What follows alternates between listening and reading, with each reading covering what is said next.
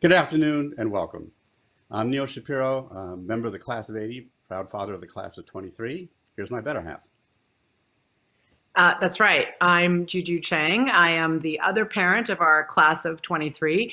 I married Jumbo. It's true. That makes me Jumbo in law. I think it says a lot about my good taste and excellent discretion. We're thrilled to be with you here today. We're both happy to be with you from our home in New York, but I know we all wish we were back on the Hill on a beautiful autumn day, being together, enjoying Parents' Weekend. But instead, we're going to pivot just like the university has, and over the next 2 hours, try to bring you an exciting virtual version of Parents and Family Weekend. But let's be honest, sending a kid off to college, whether it's your first kid or your fifth kid, or whether they're a freshman or a senior, it is deeply emotional. It is thrilling, but nerve-wracking this year, probably more than any other year before.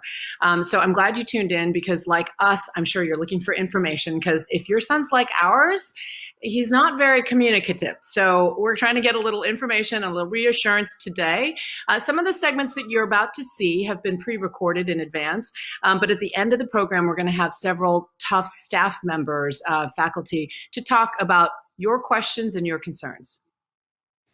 Before we begin, we thought we'd get a sense of where you are, so we're going to take a poll. So tell us if you can. Check it on your screen. You'll see the question. Are you joining us from the Eastern, Central, Mountain Pacific, or International time zone? And now we want to welcome Tufts 13th President, Dr. Tony Monaco. He's going to kick off the program live from campus. Tony, I know we all wish we were together with you in Cohen, but instead we're with you virtually in your Zoom room. Thank you, Juju and Neil, for your warm introduction and for all you do for Tufts, including hosting this special program today. To the more than 2,000 parents and family members watching, welcome and thank you for joining us. I see that we have viewers from as far away as Zurich, Istanbul, and Beijing, and as close as a few streets away here in Medford and everywhere in between. I would typically be welcoming you from the stage of Cohen Auditorium today, feeling the excitement and elation of parents reconnecting with their jumbos. But unfortunately, that isn't the case this year. Today's program will give you a glimpse of what it's like on and off campus during this extraordinary time for our students, faculty, and staff. You will hear from our provosts and deans, an experience and insightful conversation with notable faculty from our Department of Political Science, learn about what is going on outside the classroom, and participate in a Q&A session with members of our Office of Residential Life and Learning, Health and Wellness, Undergraduate Advising, and Career Center. I am so proud of the leadership and resilience which our jumbos have demonstrated through this pandemic. From volunteering in local communities and opening up our campus to first responders, medical personnel, and even COVID-positive patients during the surge last spring, to helping inform our reopening plans and staying flexible as the pandemic has forced us to adjust and then readjust our plans, to finding creative ways to build community and extracurricular life during this very unique time. But most importantly, their commitment to keeping our campus community healthy and safe by adhering to the protocols and guidelines. Our current 7-day test positivity is 0.03%, tenfold lower than our local cities of Somerville and Medford, and almost 50 times lower than the state 7-day average of 1.4%. We are extending our testing coverage to our community residents and also assisting in the opening of our K-12 local schools. Our students have been key to the success this fall. They have been exemplary and set a very high standard for their peers. As a parent of college students myself, I know that this has also been a challenging semester for you too. And I want to thank you for your continued support and understanding.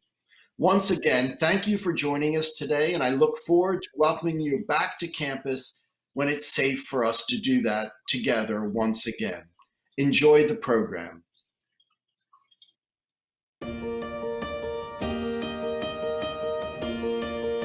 Hello, my name is Laith Siddiq, and I'm the director of the Tufts Arab Music Ensemble. My name is Sophia. My name is John Casey. I'm the Associate Athletic Director and Head Baseball Coach.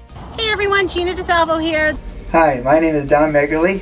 I'm the coach of the Tufts Marathon team at Tufts University. Hey there, I'm Chelsea Jordan, the Assistant Director for Campus Life. I'm Rabbi Naftali Brower, the Executive Director at Tufts Hillel. Xavier Brooks here, running back from Chattanooga, Tennessee. After 14 years of being an employee here, I've never been prouder to be a part of the Jumbo family. As an ensemble director, the idea of holding classes remotely was a bit worrisome at first, because music really thrives when a community of people come together to rehearse and make music in the same space.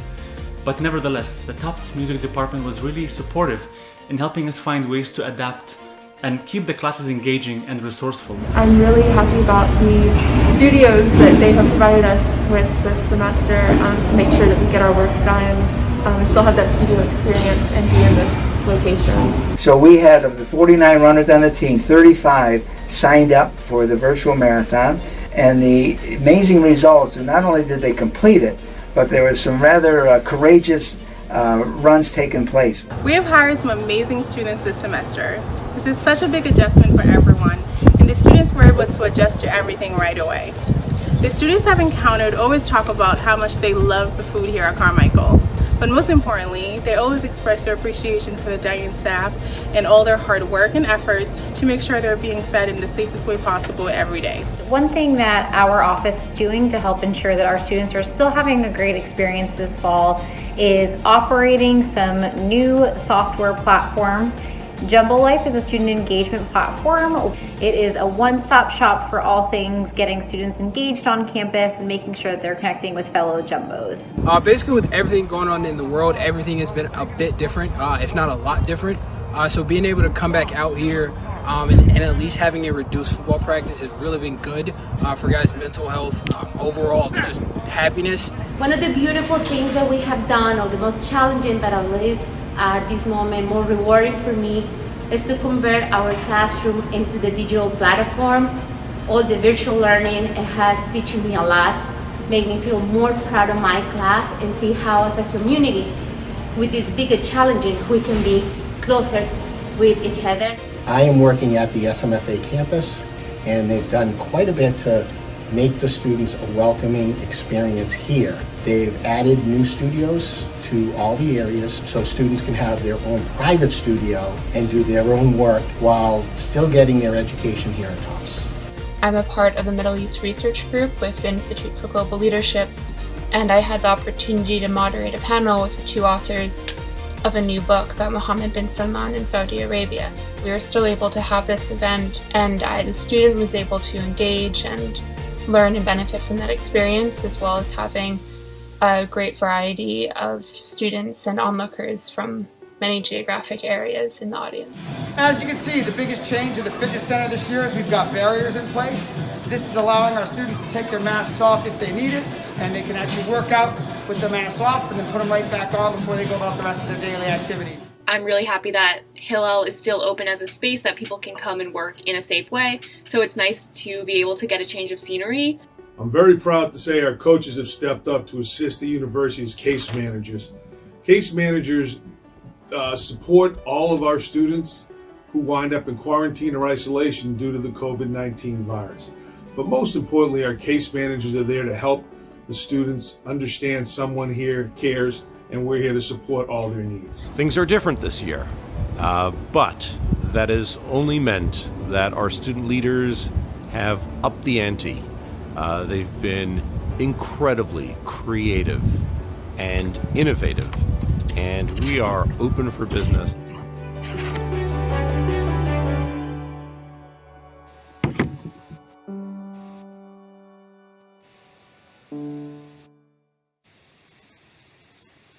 It's so lovely to get glimpses of student life at the gym, for example. And thanks to Tony for all of that impressive and encouraging information on COVID. And now something I've always wanted to say, let's go to the polls. We've asked you before where you were joining us from. As you can see, a huge lead in the East, but nice to see people represented from all across the country, indeed all across the world. Juju? see that a good percentage are from the East Coast, but so many from all over the place. We're going to turn now to meet some of the senior academic leadership who are helping our students on campus. First, we want to welcome some of the leaders who are helping guide the faculty and staff who work with our students each and every day. And we're going to welcome Provost and Senior Vice Thank you so President much, Nadine Neil Ar- and Juju. Welcome to all of you parents and families of our amazing students. I'm Nadine Arbery, Provost and Senior Vice President of Tufts University. First, warmest congratulations to all of you, whether your child is a new student or a continuing student at Tufts, and sincere thanks to all of you for your support and sacrifices over the years. Without you, parents and family members, your loved ones would not be part of Tufts today. But under the challenging circumstances of our fall reopening, I also want to thank you for your trust in us in this difficult time for Tufts, the country, and the world. As Provost, I work to ensure that our educational and research programs are of the highest quality, and our students are a large part of this mission. At Tufts, we never forget that students are the reason we are all here. I know your child experience this year won't be very different, but I also want to reassure you that the Tufts community of faculty, staff, administrators, alumni, and fellow students all share a dedication to excellence and a passion for all our students' academic and personal development. I have no doubt that the Tufts experience will continue to be inspiring, challenging, and enlightening over the course of the year. Like at many other institutions, our students are expected to acquire and master knowledge. But here at Tufts, students are also active citizens who have many opportunities to think critically, analyze, create, solve, and innovate toward a better world.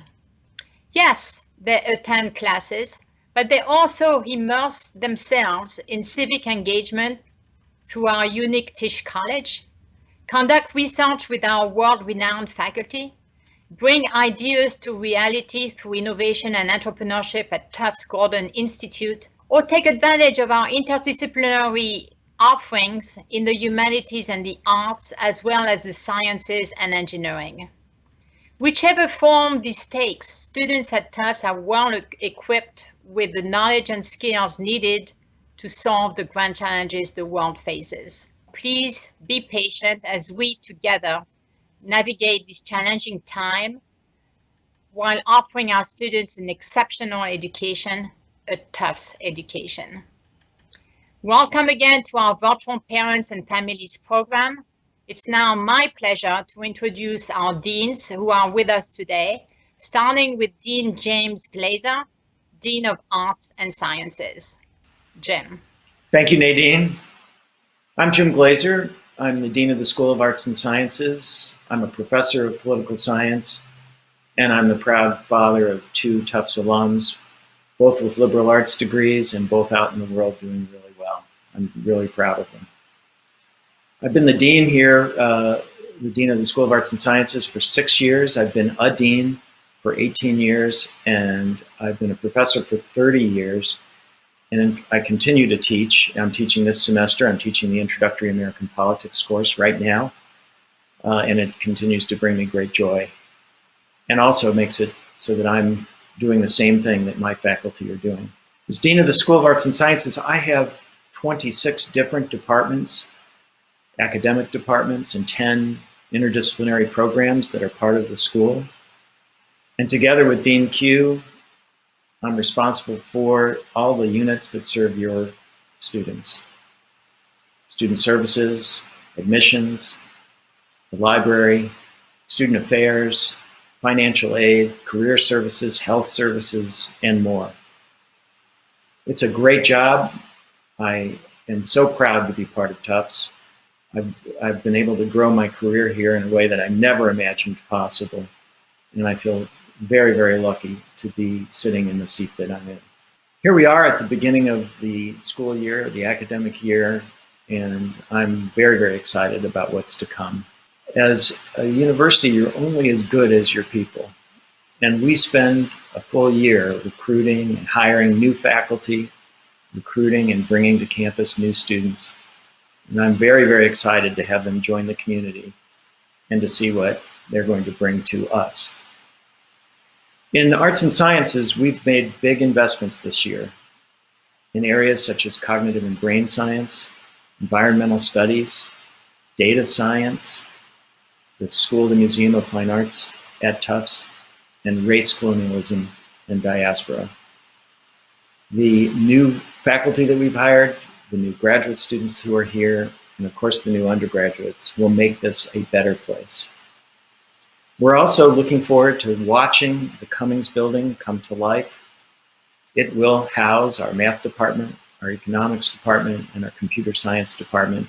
It will be a great place for students to learn and a great place for faculty to gather and to learn from each other. I'm very, very excited to watch it go up, and those of you who are on campus should take a look as it develops. Jen-Min, to you. Thank you, Dean Glazer. I am Jian-Min Qiu, Dean of the School of Engineering and the Carroll Family Professor in the Department of Mechanical Engineering. I'm so glad that you can join us today. I have been the engineering dean at Tufts for 5 years now, and I have enjoyed every minute of my time here. It is no exaggeration that there has not been a single morning that I do not wake up and look forward to coming to campus. Well, the last 6 months, my commute to work has mainly consisted of walking 2 flights of downstairs to my home office in the basement. No doubt that the pandemic has altered the life of millions. It also tested the ingenuity and resilience of our humanity. I am especially impressed with how our students, faculty, and staff have stepped up with enthusiasm and determination to offer their time and talents to help others in times of a crisis. When the pandemic struck the US back in March, our engineering community immediately mobilized. Relying on their engineering expertise, our students quickly developed an efficient technique to repair more than 6,000 face masks for the Tufts Medical Center, which was a big deal in the early days when PPE was in severe short supply. Using the 3D printers in our NoLab makerspace, another group of students developed an ingenious face mask filter to meet the unique needs of the anesthesiologists at the Stanford Medical School. Working with the local government, our faculty developed a low-cost and easy-to-use body temperature monitoring system for senior citizens living alone in our neighborhood cities of Medford and Somerville. These are just some of the examples of how our students and faculty responded to the pandemic crisis. I am so proud of them. This year, I again look forward to seeing and supporting all the ways in which our students continue to grow, change, and help our community. Throughout this past summer, our dedicated faculty and staff have worked around the clock to plan and prepare for the fall semester. We understand the tremendous challenges ahead of us, but we are committed to providing the educational experience that our students, your children, deserve. I am confident that together we will prevail. Your support, advocacy, and participation are vital to the success of our efforts. On behalf of the entire Jumbo community, thank you for all that you do for Tufts. Enjoy the rest of the program. I look forward to seeing you in person on our beautiful campus in the near future. In the meantime, I hope you and your family stay safe and well. Thank you. Now I turn to Dean Nancy Bauer. Thanks so much, John Min. Hi, everyone. My name is Nancy Bauer, and I am going to talk to you a little bit about the 4 roles that I play at Tufts. For over 20 years, I've been a professor in the philosophy department and taught many students, and I'm very familiar with the school for that reason. I've also been a dean in the School of Arts and Sciences, working with Jim Glazer for the last 8 years. And for my 3rd role, I'm actually the mom of 4 kids, 3 of whom recently graduated from Tufts. And boy, did that give me a different picture of how things go. That's been really, really valuable to me as a dean. And finally, I'm very proud to be the dean of the School of the Museum of Fine Arts at Tufts University, our newest school. I'm extremely excited in particular about the plan that we came up with for our students this term. Art students often need to be very physically close to their instructors when they are learning how to do intricate things with the materials they're using. And so we decided to sort of really do something radical this term, which was to have all of our courses online so that they could see exactly what their instructors are doing, while at the same time using every space we have in all of the 4 buildings on our Medford and Fenway campuses to erect personal studios for all of our students in all of our programs. And it's wonderful to see how excited students have been about that and how they're taking advantage of that opportunity. We also gave a box of supplies curated to each of our students so that they could not have to worry at all about finding the right video camera or the right software or the right pastels or the right sculpture materials.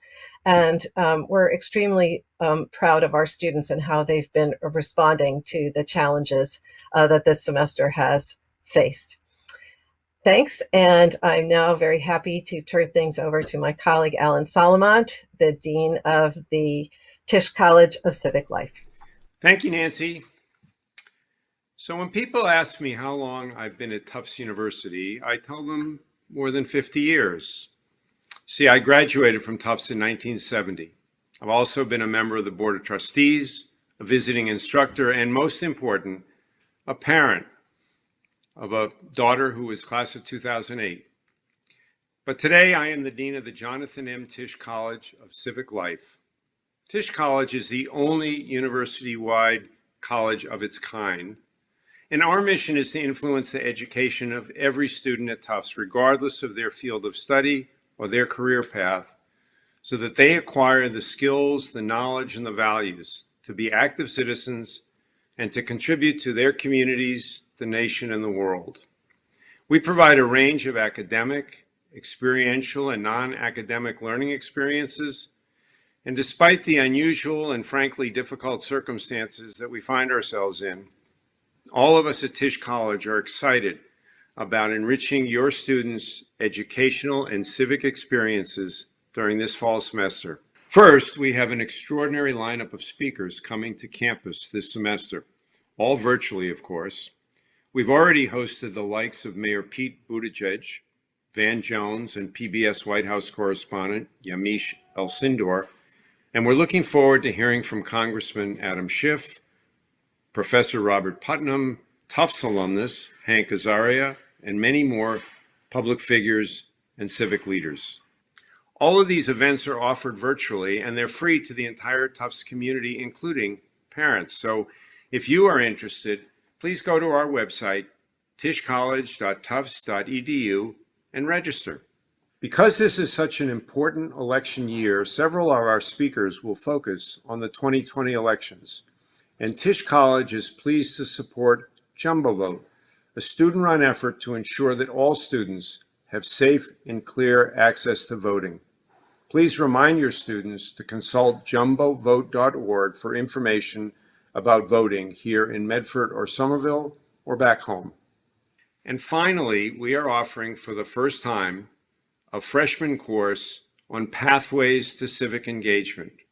And your students can now major in civic studies. As far as we know, we're the only school that offers that kind of a major. We're really excited to work with your students and to help each of them plan for themselves a rich and productive civic life at Tufts and beyond. I hope when the situation changes and you're able to visit your students on campus, you'll come by and visit us in Barnum Hall. That's the building with the big elephant in front. We look forward to working with your students and to meeting as many of you as we can. And now I'll turn it back to Provost Aubrey. Thank you very much, Dean Solomon. You have heard from our own perspective, but we would now like you to hear directly from our students to get a glance at what the campus looks like today. There is nothing better than seeing Tufts through our students' eyes. Let's take a look. Good morning, everyone. It is another beautiful day, and I am currently walking to Hotong Cafe, where I go most mornings, and I get my coffee and a little breakfast. Good morning. I'm out here on my porch having breakfast today because it's so nice out, and I'm trying to cling to the last bits of summer before it gets chilly.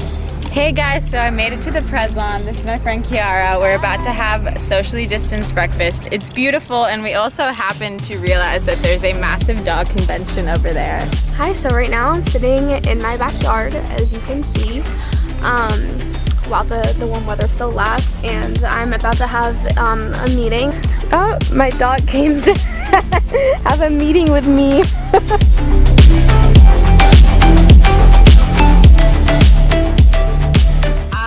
Biology and sociology major. I'm a freshman and I'm undecided for my major. I'm a senior this year and I'm majoring in geology and minoring in math. And I am currently a senior at Tufts studying computer science and human factors engineering. It's a wonderful and beautiful field, and I'm super excited to go into public health just as much as I'm excited to go into medicine. I'm doing Intro to International Relations and Intro to Environmental Studies, as well as Spanish 4 and English 1. And I'm really excited to show you a little bit about what it's like to be at Tufts this semester.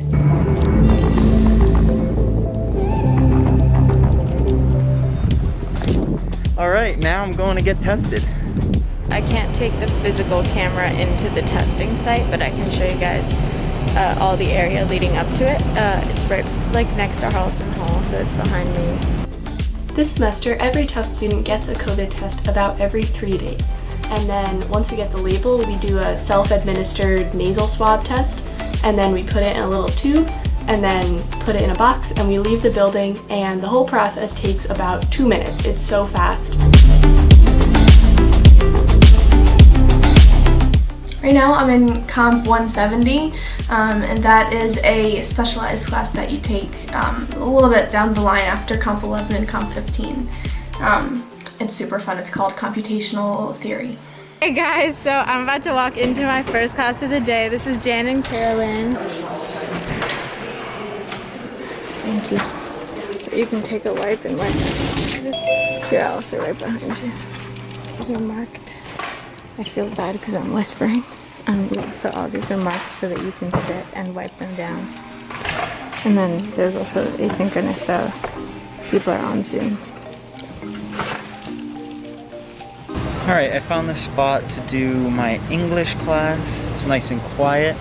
This is the benefit of having online classes. You can take some outside, enjoy the outdoors. Okay, so I just finished my stats class, and it's a pretty long class, but it went really well. We broke out into breakout rooms to work on assignments and problem sets together, which is a lot easier than being in one big group on Zoom and trying to learn math and work on problems.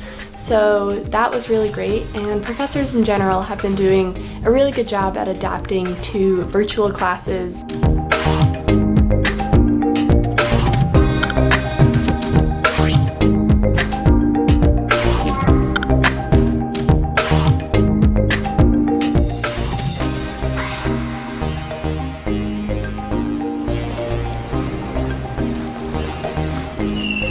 I'm headed to the gym this morning. This is my first time going. There are time slots reserved for students from 8 a.m. on, and I believe faculty it's before students, so 6 a.m. to 8 a.m. And you can actually take off your mask once you're in here. I will probably do that in a second, but yeah, so this is it. Alright everyone, just had a super productive about 2-hour study session. Now I'm about to go on this run. I'll take you along with me. All right, we made it. We made it to the path.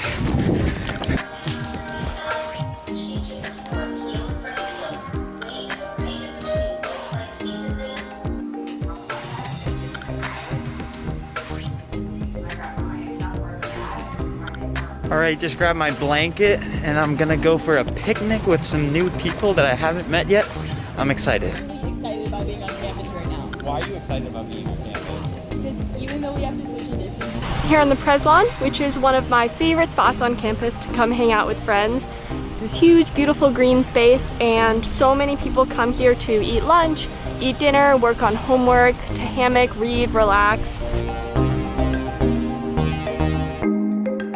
I think that Tufts has done a wonderful job of supporting their students on financial aid. The COVID hardship fund was also really helpful, and I'm speaking for myself and others that needed it.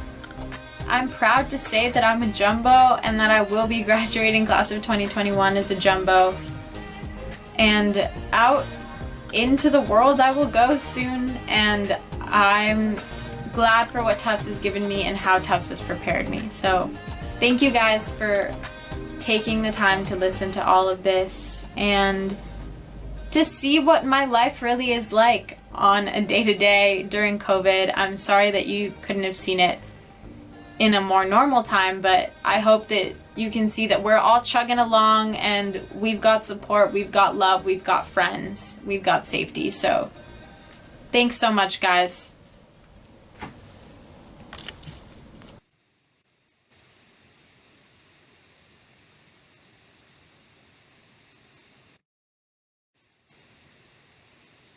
The classic unmute yourself dilemma. Sorry. Neil and I both work in television, and that felt like an observational doc or an obs doc. I learned more in that little clip about a day in the life of a Tufts student than I have after weeks of interrogating our son. So I'm super grateful to Michaela and Julie and Emma for a glimpse into your lives, and also Michaela is from studying from home. And we're glad to see that you and your classmates are doing everything they can to sort of get the most out of being at Tufts. Neil? So now another question for you. We're going to go to the polls. You're going to see a poll on the bottom of your screen. And the question we want to know is, what year is your jumbo? First year, sophomore, junior, senior, multiple jumbos at Tufts. And no matter what the answer is, I think we just want to take this moment to thank everybody from being a part of this, for joining us, whether you're a first year family or you have families from across all 4 years. And now we get the joy of welcoming our keynote discussion for the afternoon. As we all know, there is an incredibly consequential election coming up in just 2 weeks from this Tuesday. This discussion is going to be hosted by Dean Jim Glazer, who you met earlier and who told us about himself, along with several of the faculty from our Department of Political Science who got together a few weeks ago to discuss the election coming up in 2 weeks from Tuesday and to get their perspective as political scientists. So here we go. Dean Glazer, take it away. Thank you, Neil. Thank you, Juju. Welcome, everybody. Instead of a keynote address at this year's Family Weekend, we've put together a panel discussion on the 2020 elections. We are taking advantage of the fact that Tufts has a powerhouse group of political scientists who work on American politics and political behavior. I'm Jim Glazer. I'm the Dean of the School of Arts and Sciences. I am a professor of political science and an Americanist, someone who studies American politics and political behavior. And I'm joined here by 4 of my colleagues. Jeff Berry is the John Richard Skews class of 1941 professor of political science. I might be the dean, but he's the dean of the political scientists. Jeff, would you introduce yourself and describe your scholarship for us? Sure. Thanks, Jim. I teach American politics in the department, including the course on the presidency. And most of my recent research has been on the media, particularly cable television, Fox and MSNBC, and how they cover politics. Eitan Hirsch is Associate Professor of Political Science and a Tufts alum. Eitan? Hi there. I teach classes on U.S. elections this semester, focus on election law, and a class on information technology and politics. My research is about elections, voting rights, and civic engagement in American politics. Great. Brian Schaffner is the Newhouse Professor of Civic Studies. Brian? Hey, great to be here. This semester I'm teaching a class on polling the 2020 election, where me and the students run a poll on the election together. So the election is definitely in our minds. I'm also teaching a class on Intro to Civic Studies, and my research is basically focuses on sort of voting behavior, why people vote the way they do, why they think about elections the way they do. Excellent. And Debbie Schildkraut is Professor of Political Science and Chair of the Department of Political Science. Debbie? Hi, thanks, Jim. I'm also a Tufts alum, and I do research on public opinion in a variety of areas, mainly related to race, ethnicity, immigration, and American national identity. And this semester, I'm teaching a course on political psychology. Great, thank you. I would note that both Debbie and Eitan were students of mine and of Jeff's when they were undergraduates at Tufts. Two of actually many who've gone into the profession. Among the five of us, we've written 19 books published by some of the most prestigious university presses in the country. We have articles in some of the premier journals in the discipline. And Jeff Barry might be the political scientist who is most quoted by journalists in all of New England. I drive home frequently and hear him on NPR all the time. So let's dive right in. And Jeff, I'm going to start with you. Given how much you interact with journalists, I'm curious to know what you think as to the question of whether political scientists look at the election differently than journalists, and what can political scientists tell us about this campaign? Right, so political scientists and journalists do look at elections very differently. Political scientists look at the underlying fundamentals of elections. We look at long-term trends. We try to understand what the relationship is between the state of the economy and the vote, presidential popularity. Journalists tend to look at campaigns and this happened today and that happened today. What are the implications of Trump saying this or Biden saying that? Political scientists don't put a lot of stock in that because we assume, and I think correctly, that most people aren't paying that much attention to the day-to-day dynamics of a campaign. Rather, instead, we actually aim toward a broader understanding using quantitative means to actually predict elections, and so that we can come up with models that tell us whether the incumbent party is going to win or not. To look at the campaign right now, one of the very interesting things about this cycle is that the presidential election polls have been so steady. Very little has changed since Joe Biden emerged as the Democratic nominee. So my question is, why do you think this is? And does this suggest that the campaign that we're experiencing right now doesn't matter? Well, I guess I'll jump in. Or Debbie, you want to go? Here, you go first, Brian, then I'll go. Yeah, so I mean, I think it's a factor of a couple of things. So like one is, of course, that I think we all know that politics in the US has become much more polarized along partisan lines in the last 10 or 20 years. So a lot of people just are not sort of up for grabs. They're not going to change their minds. They've kind of locked in their vote, not even months ahead of time, but maybe even years ahead of time. So I think there's many fewer swing voters, which is part of the reason why we see very steady polls. I also think we have an election that's basically just about Trump. So people already have very, very strong opinions on Trump, one way or the other.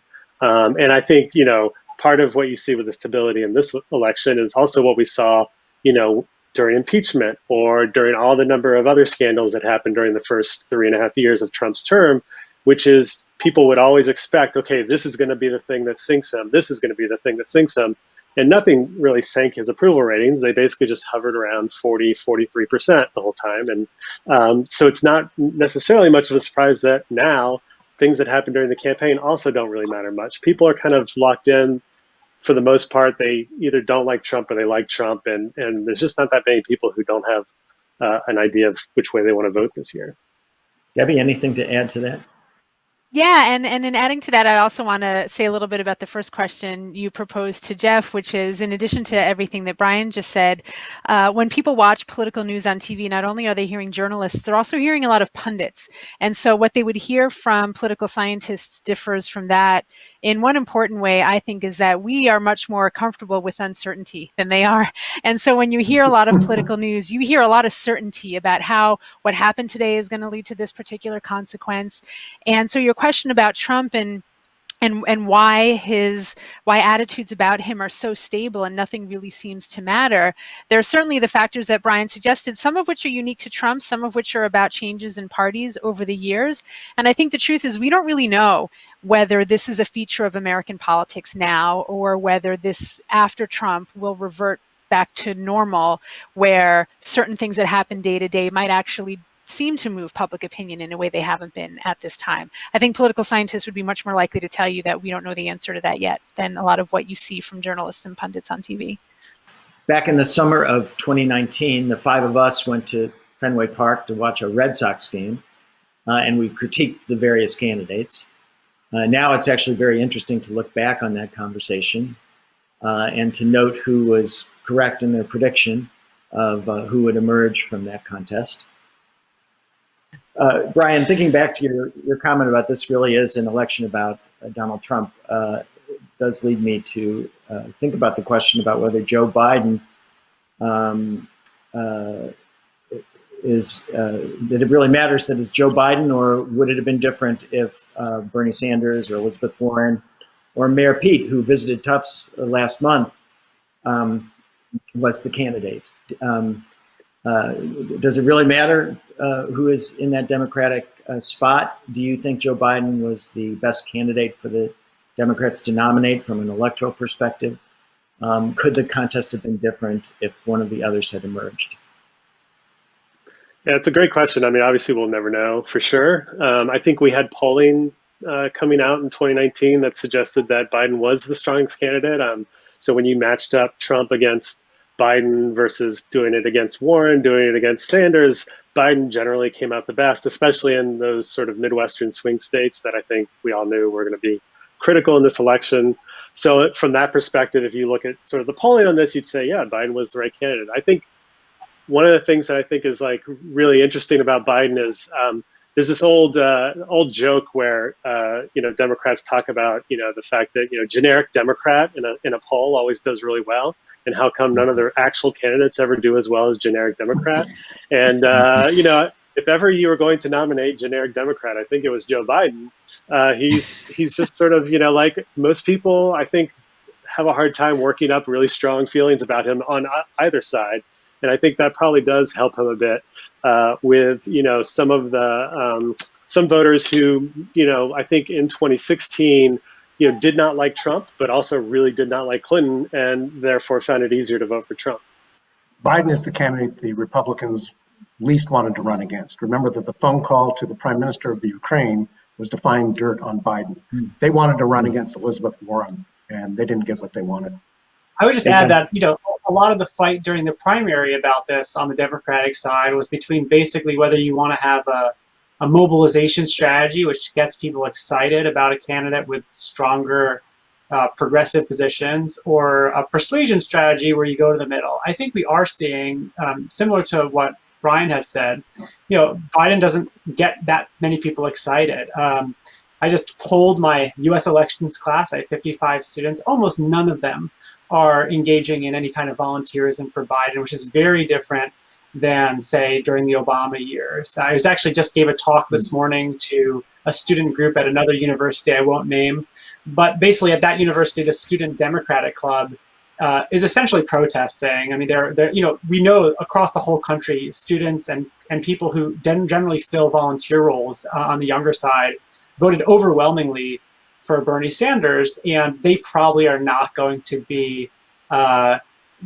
very involved for Biden because they don't like him. On the other hand, because of COVID, the other big cohort of people who generally volunteer for campaigns are seniors who are a little bit restricted this cycle because of COVID. And so I do think you'll have a test of the mobilization strategy in a sense, which is I think the Democrats aren't going to have a particularly strong grassroots support and relative to say the Obama years.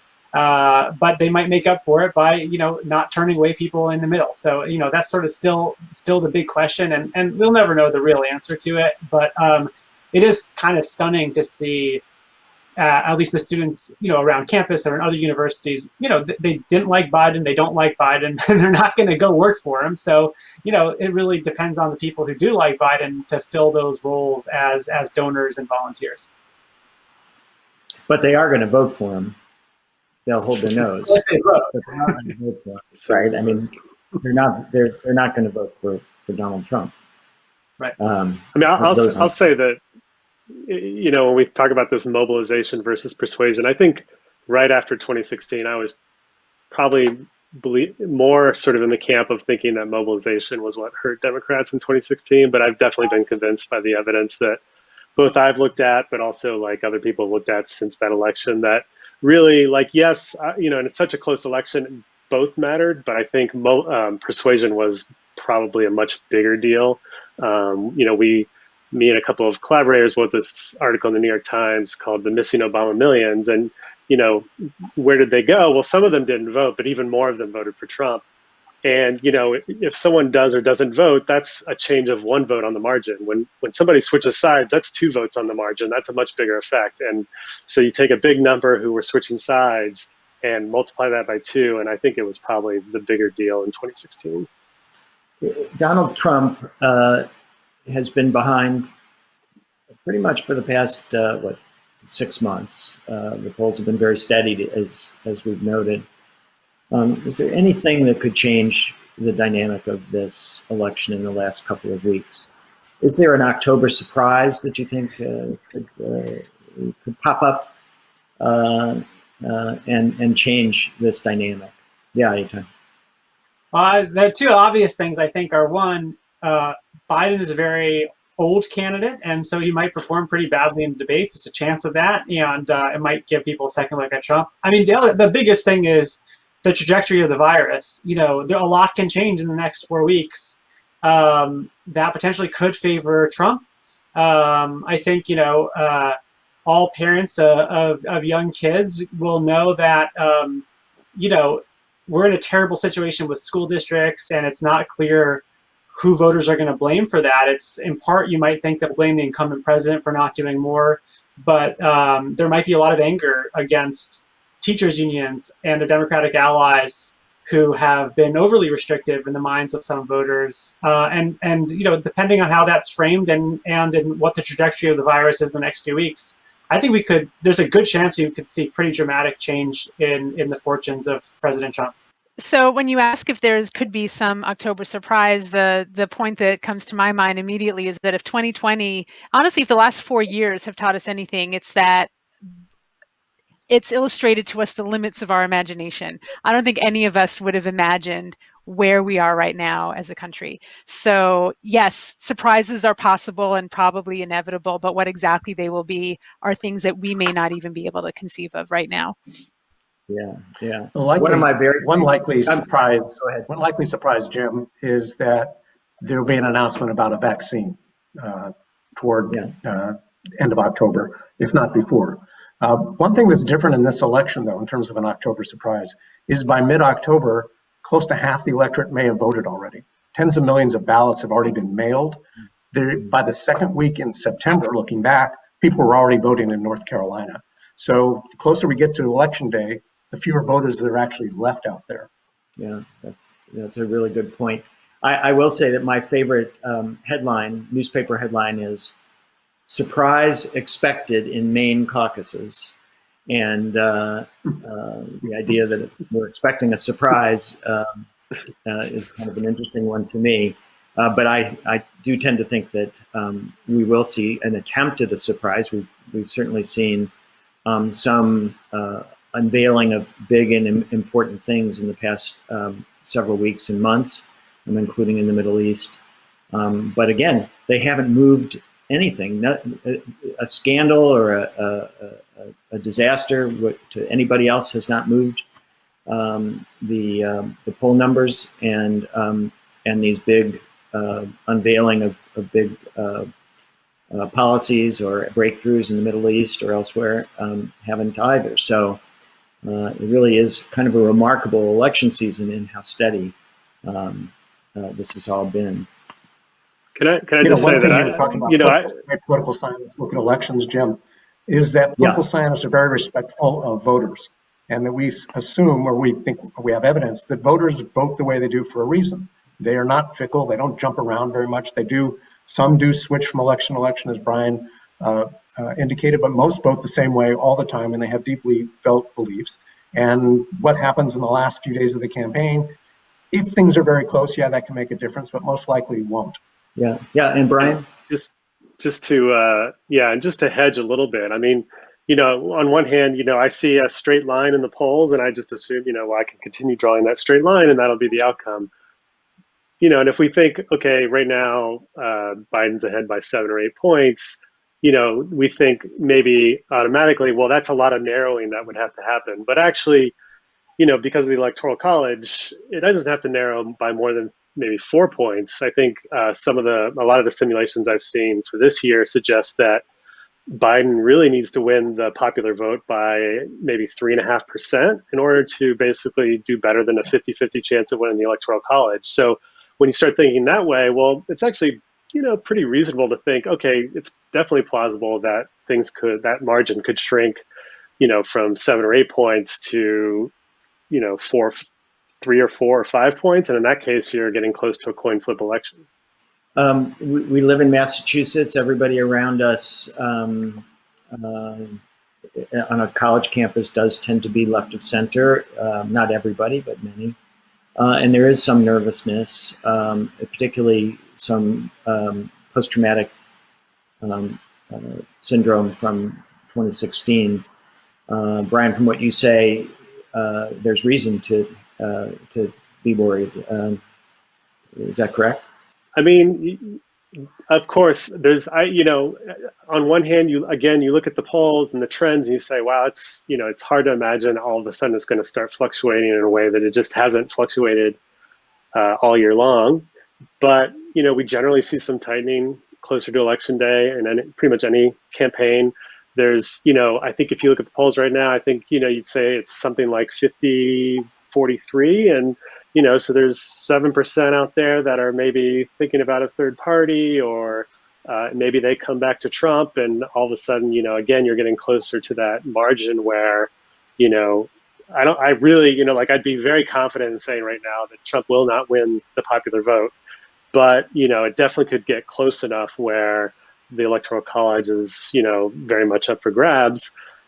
So I think, I think there's almost nothing you can say to Democrats right now that makes them feel, I've tried, but there's nothing you can say to make them feel better. And that maybe from their perspective, that's probably good, because if the more worried you are about the outcome, presumably the more likely you are to do something about it. I think there's some evidence that in 2016, one of the problems Clinton had might have been that some people were overconfident. Yeah, Debbie. Yeah, I wonder why you would try to make them feel better. I think it's entirely realistic to think for Democrats that Biden probably will win the popular vote, but it is not at all clear that he's going to win the electoral vote. I felt that way for a really long time, and I usually try to avoid the election prediction business, but I've been feeling for a very long time that it is very plausible that Biden will win the popular vote, maybe by a lot, maybe more than Hillary Clinton did, and still not win the Electoral College. And yeah, I don't know why you would try to make people feel better about that. I think it's a very reasonable expectation. Try to make everyone feel better. Hey, Tom, you were shaking your head. Did you want to pop in here? Well, I mean, I think that after the 2016 election, there were a series of excuses, essentially, the Democrats made for why the election wasn't their fault. Claims that 500,000 people in Wisconsin were denied the vote because of voter ID law, which is like a completely implausible analysis. Cambridge Analytica doing something with personality-based targeting, which was kind of a joke. Russian interference, which from everything we know was not enough to amount to a significant number of votes. The real answer is the Democrats lost the election, and again, there was this, you called it some kind of post-traumatic thing. It was just on college campuses. I think nationwide, Democrats were looking for a reason to believe that this wasn't a real election result. I think there is actually a concern that there could be another legitimate victory by Trump in the Electoral College, and Democrats will go down the same path of thinking that because of election integrity or interference for other reason, it wasn't a legitimate victory. And so I guess what I would say is, when I see the fact that there are no students or very few students volunteering, I kind of don't believe the deep worry that a lot of people bring to this. If you look in 2016, of the people who said on surveys that they were very concerned about the election of Donald Trump, fewer than 5% reported volunteering at all for any campaign or party. Fewer than 5%.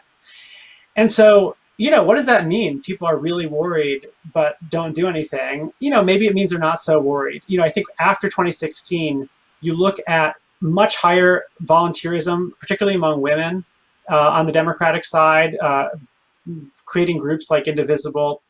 You see a surge of participation of African Americans and Latinos. And I think the political science story behind that engagement is essentially a lot of people felt threatened in a way that they hadn't previously felt threatened, and they felt threatened enough to do something. But when you look at, particularly like college-educated white voters who, are doing pretty well, and you see them say they're very anxious or nervous, but don't engage in any kind of volunteerism, I don't know if I believe them. You raised the issue of voter suppression, and of course that is part of the conversation right now, as well as the viability of mail ballots, and whether they will invite fraud or whether they will introduce chaos into the election, as we saw in some of the primaries. Are you concerned about how the election is going to be conducted? There's a lot of hand-wringing out there right now. Is it an attempt to sort of raise these issues so that they bring a lot of eyes to them beforehand, or is there real concern about this? So I would say, and I have to say, I'm working on a bunch of court cases involving these kinds of issues. There's a lot of going on. Every state is basically changing its laws to, for the most part, make voting by mail easier. Some cases making it a little harder. There's interactions of laws in interesting ways. So for example, if a state has a voter ID law, how do you adopt that law to a mail setting? But we're certainly on track, as Jeff said, to see something like 55 or 60% of voters casting ballots by mail. In some states, the deadline is it's a postmarked by, like it has to be postmarked by election day. But in a number of states, it's received by. And if there's a deadline that's received by election day, and we have delays because election administrators are doing this for the first time, and the post office has changed its policies, that leads to delays, then I think there is cause for concern. I mean, it kind of would require a perfect storm. If it's mostly not close at a state-by-state basis, then it might not matter. But yeah, there's a real concern that it could, states could take a very long time to count it, actually too long compared to our deadline. I was just going over with students the 12th Amendment, which is, what the 12th Amendment of the Constitution, which outlines what happens if the Electoral College victory is not a majority victory. And the answer is basically, this is like, you don't want to look under the hood of this part of the Constitution. We're just in complete no man's land of like, we don't know what's supposed to happen. And I mean, we know what's supposed to happen, but it hasn't happened in a very long time. And like, I think for all of our sakes, no matter if you're a Democrat or Republican, you don't want us to go down that path. So the best we can say is let's hope for a clear victory early for someone. And you commented earlier, Eitan, about the lack of student activism for particular candidates. One thing that I'm seeing on this campus is a lot of activism simply on getting people registered and getting them to develop a plan to vote. And that's something that's pretty new. There's there's certainly been voter mobilization efforts on campus before, but this explicit discussion of what's your plan is something that's really new. And I think that that's something that's happening on a lot of campuses. I'm not sure how much it's taking root outside of campuses, but the idea that you can't assume that just on election day you'll be able to vote in an unproblematic way, and that you need to think about it beforehand. I know that our own Jumbo Vote has put together a worksheet. What's your state? Are you registered? What's the deadline? And has these little flow charts and checklists that people can do, so that nothing's a surprise, and make sure that they're able to get their ballot in. And so there's some activism on that part, and I wonder if that's happening more widespread in general out there, even if we aren't seeing a lot of activism for Joe Biden, say, in particular. There was some commentary about an electoral misfire where one candidate wins the popular vote and the other one wins the electoral vote. If we were to have an electoral misfire in this upcoming election, it would mean that in 3 of the last 6 elections and 3 of the last 4 Republican victories would be via an electoral misfire. So if we could project beyond the election, if we have an electoral misfire, if we have it 2 times in a row and 3 times out of 6 elections, do you see mobilization against the Electoral College finally coming to happen? No, I don't.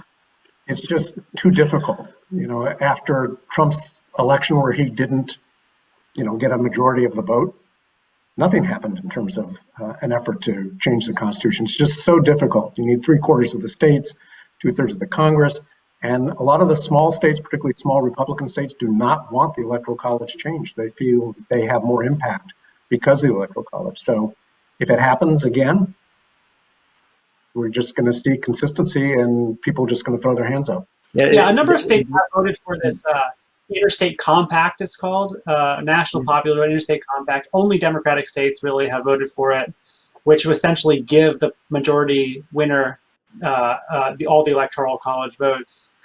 But it's not just a partisan issue. It's sort of like a strategy issue, which is, I think that in 2016 in particular, based on ad spending and so forth, it wasn't clear that Hillary Clinton was playing an Electoral College strategy, that she was trying to target voters strategically given what the rules of the game were. Here it's a little bit different, where I think that the Democrats have learned that lesson a little bit since 2016. And so if we see the same results, it's possible that more people will be on board that this is an issue. But the design of the system is so that campaigns will appeal to these states, and part of this are the strategic choices of campaigns and what gets people excited, and it might not be the issues of Iowa. Yeah, I think if it happened 2 elections in a row, we'd see more discussion and more activism on the issue, but I wouldn't necessarily expect anything to come of it. I'm reading a new book right now, actually, about the Electoral College and past efforts to get rid of it, and by a historian at Harvard. And he writes that the Electoral College has seen more amendments introduced than any other topic throughout our country's history. It has never been popular. People have always tried to get rid of it. There have been times where it has gotten the requisite votes in the House or the Senate, but never both at the same time.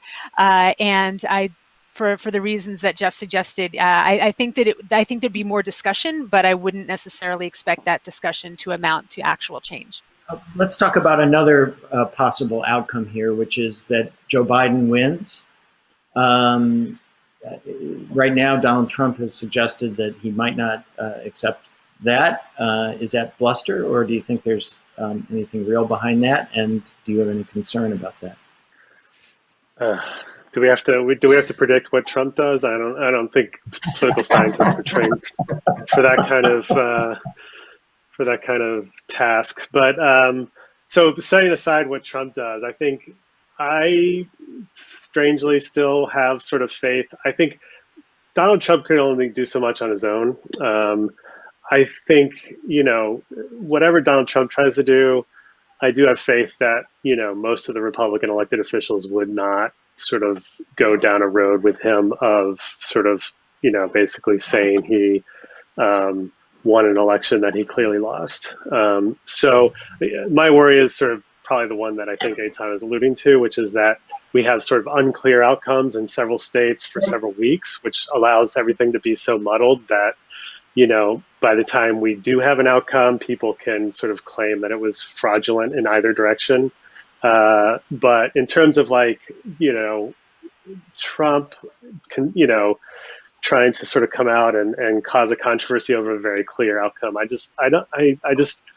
like to think that most of the Republican elected officials wouldn't go down that path. Here, I'll make a long-term prediction. Yeah. The long-term prediction is, you know, I think in the same way that Democrats in the Congress really resisted the Trump election in so much as they investigated things like Cambridge Analytica and the Russian interference and all that, I think we're likely to see a similar situation. If Biden wins, it likely comes with the Senate. The Democrats will control the Congress at that point. But within 2 years, probably the same thing will happen last time Democrats controlled Congress, which is 2 years later, just Democrats have taken a breath and they just sit home. Republicans get the Congress again, and then you can really count on just endless investigations into everything from the mail balloting to China engagement and election tampering, all sorts of other things. I mean, the real thing here is that the nationalization of elections, the focus of everyone's energy on the presidential election, means that you have these big swings. And, you know, I think as soon as the Democrats are in office for one cycle in control of the Congress and the presidency, they'll lose almost immediately. And then we'll just start this whole cycle again. There's my prediction. Well, I think that's a wrap. Thank you so much to my colleagues for joining in this very stimulating conversation. We look forward to seeing you in 4 years at Parents Weekend when we reconstitute this panel and prepare for the 2024 election. Thanks, everybody, and have a great day. Hello again. I'm back with a brief postscript to the Family Weekend conversation that I had with my colleagues about the 2020 election. That conversation was taped on Thursday, September 17. We knew that there would be an October surprise, but little did we know that it would happen in September. Indeed, the very next day, Justice Ginsburg passed away. Justice Ginsburg's passing was the first of several extraordinary events. The decision of Republicans to push forward a conservative nominee to the court before the election, President Trump's nomination of Judge Amy Coney Barrett, the New York Times explosive report on Donald Trump's taxes, a chaotic debate that garnered terrible reviews for the president's behavior, and finally, the virus's penetration of the White House and the president's illness. It was one bombshell after another. How much more can happen? As I review our conversation, it still resonates. Most notably, Professor Schaffner's observation about the stability of the polls in reaction to these big events. It turns out that the past 2 weeks have just been an extension of 4 years of extraordinary events, norm-busting actions by President Trump, and 4 years with very little movement in public approval or disapproval of the president. Things that should have helped him didn't, and things that should have hurt him haven't. Candidate Trump once famously said that he could shoot someone in the middle of Fifth Avenue and not lose any voters, and I think he was right about that. That he could contract a life-threatening illness and not generate any support is the other side of that coin. As Professor Berry noted, we political scientists try to analyze above the day-to-day and understand political outcomes with a broader perspective and the analytical tools of social scientists. But that doesn't mean that the course of the campaign isn't important. There's more to happen between now and Election Day. Stay tuned because surprise is expected. Indeed. Thank you, Dean Glazer. I want to thank the panel for their perspective. And to parents out there, I want to say this. There will be a time when professor or several Tufts professors are going to become a part of your sons or daughters' lives, and they'll affect their lives and they'll talk about them. And I know that because Professor Berry was one of my favorite professors, and I talk about him to my newsroom to this day. A quick reminder to those of you out there who are sending questions to us, we are going to get to them. We have a few more things on tape, but we're going to also finish with a live Q&A, and we'll get to as many questions as we can. And you know, Neil, as both a political science major and a journalist, that conversation was fascinating to me, having just returned from Michigan. In my job as a co-anchor of Nightline, I interviewed Governor Whitmer and did a canvass of the entire battleground state of Michigan. So as a journalist, they're right. We have very different perspectives than political scientists. Earlier, we saw a day in the life of students, and now we're going to get a day in the life of a faculty member.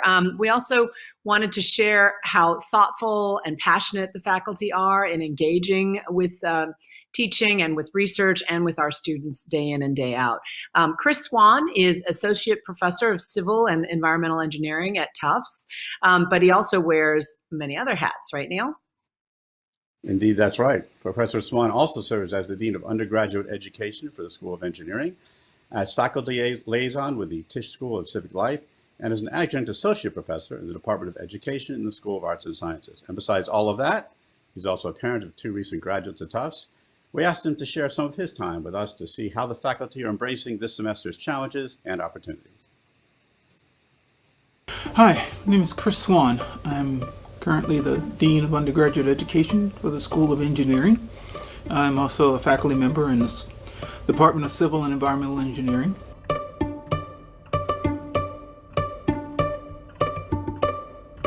I do teach one class. I have one class each semester. This semester I'm teaching a first-year engineering course called Civil Infrastructure, Innovation, and Entrepreneurship. The course explores 4 different civil infrastructure components associated with water, energy, transportation, and our waste management. And most of it is focused in the United States, even though I touch on things globally. For this class, it would normally be in person and a lot of work outside of class, where the students would actually go and talk to people about their innovation and about their concepts. I'm limiting now that ability. COVID is really doing it for us. So there will be less of those opportunities, but there is Zoom. There is the opportunity to meet with people in other ways.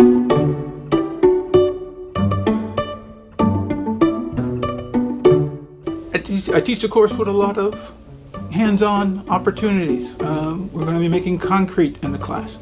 Normally that would be done in the lab, but I have had to modify the lab so that we can do it actually in the classroom itself. And we're getting that opportunity, and I'm looking forward to seeing how the students actually operate within that space. I know now that the class can be done from a remote standpoint. It's been set up so that students can do synchronous or asynchronous involvement in the class, and the hope is that we can now start looking at not only my class but more classes having that same sort of mode. What that does in terms of our opportunities here at Tufts is gives us a chance to think about outside of Tufts as another audience, because if they can attach to us in a synchronous or asynchronous mode, why are we restricting them only to being on campus? We can have students that can exist in other countries. We can also have students who are not students at Tufts. And that does allow you to think bigger about what the impact of Tufts education could be.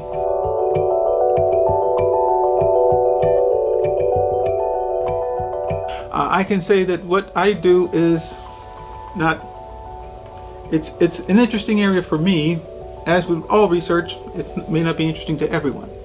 But what I try to do is take the waste materials that we are creating and try to find another use for them. For the last few years, I've been looking at all different types of waste and using them within construction.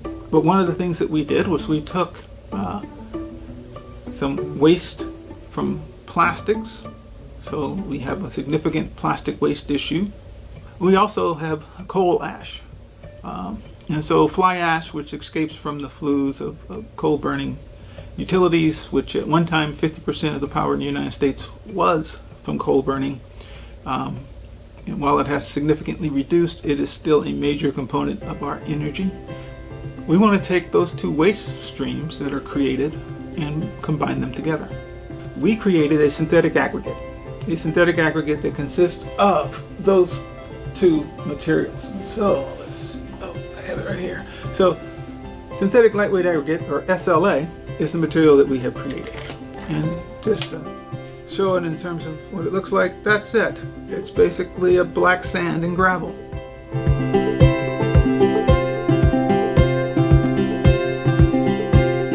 So outside of Tufts, outside the classroom, should say, Tufts is initiating the Tufts as an anti-racist institution initiative. Basically what it involves is looking at Tufts inside, being very reflective on the policies and the things that we do here, and looking at ways in which we can make changes. I've been at Tufts for 26 years. I've had the luxury, if you will, of having my two daughters actually attend Tufts and succeed very well, graduates of 16 and 18, and moved on and to pursue new avenues. I get to be a proud parent and talk about the things that they have done. I can honestly say though that Tufts really did offer a great deal to them and allowed them to grow as students, but also as human beings. I can also tell you that I started here 26 years ago. 2 months into being here at Tufts, I said I should have went to Tufts for my undergrad because the place was just that special. You could just feel it in its interactions and the way that people were highly engaging with you. So I really look forward to this year. I think we'll have opportunities to be that engaging, and I hope that all goes well. Thank you, Professor Swan. You know, I think you're right. Tufts is a special place. I feel that as an alum, I feel it as a parent, and I'm reminded of the beloved Saul Gittleman, who wrote a book about the entrepreneurial spirit at Tufts, and I think you see it in everything that happens. Professors and students saying, even in the face of a pandemic, we are going to use our inspiration, our education, our innovation, and still turn it into something positive. Well, we talked a little bit about teaching. We've talked about reading. We want to talk about students and how they can take advantage of a range of extracurricular events and groups, as well as sports and fitness. And so to dig into that subject, we're going to see what engaging opportunities are available to our students this semester. So we asked Camille Lazalibar, Dean of Student Affairs, and John Morris, Director of Athletics, to share some of their insights into what's available for students both on and off campus. Take it away. Well, thank you, Juju and Neil. It's really great to be with all of you today. I hope everyone is enjoying this virtual Parents and Family Weekend program. My name is John Morris, and I am Director of Athletics here at Tufts. I have to say, I was so pleased to be asked to participate in this program with you today, and I was especially excited when I heard who I'd be getting to partner with today. She is just an awesome colleague who is still relatively new to Tufts, but she's already made her presence felt around campus in so many positive ways, which I'll say it's not easy to do when you start a new job during a pandemic. Camille, I will turn it over to you to say hello and introduce yourself, but why don't we also get it started off with the first question? Perhaps you can tell us how the transition's been going to Tufts, all things considered. Thanks, John, for that. That was a very nice introduction. So I'm Camille Lizarribar. I'm the new Dean of Student Affairs. I have to say the transition has been going really well, even though it's been, let's say, a unique moment to transition. I would say I feel a real solidarity with our class of 2024. I think we're having possibly very similar first year experiences. I mean, I came in knowing almost no one, and John, you were one of the first people to reach out to me, and you've been wonderful. But I mostly meet people on Zoom, and then the few times that I get to see people, I can barely recognize them. We're all wearing masks, we're staying away from each other, and you know, let's be real, John, I don't even know yet just how much taller than me you are. So, you know, it's quite a different kind of transition. Plus, you know, everything this year is a different version of something that I haven't really done the first time, you know, orientation, the illumination ceremony.